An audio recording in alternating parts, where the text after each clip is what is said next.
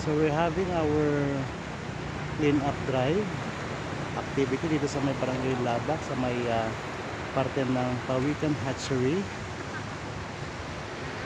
So we have our ESO officers and members.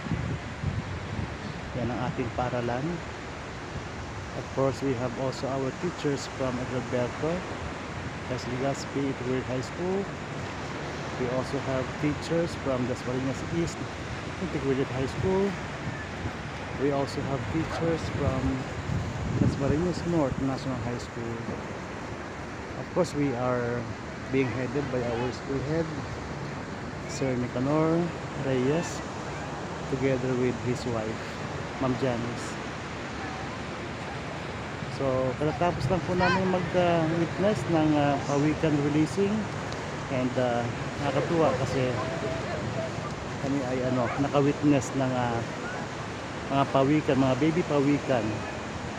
At sa mga oras na ito, ang mga pawikan na yun ay nandun na sa kalagitnaan ng dagat.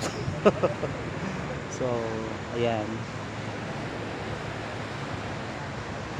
So, nakakatuwa kasi tayo ay nag-care para, syempre, para sa kapakanan ng ating mga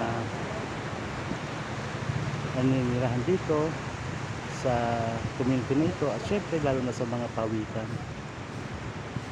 Ayan. So, okay. So, andun na sila, malayo na nararating. Alright, thank you for watching, guys. Bye bye.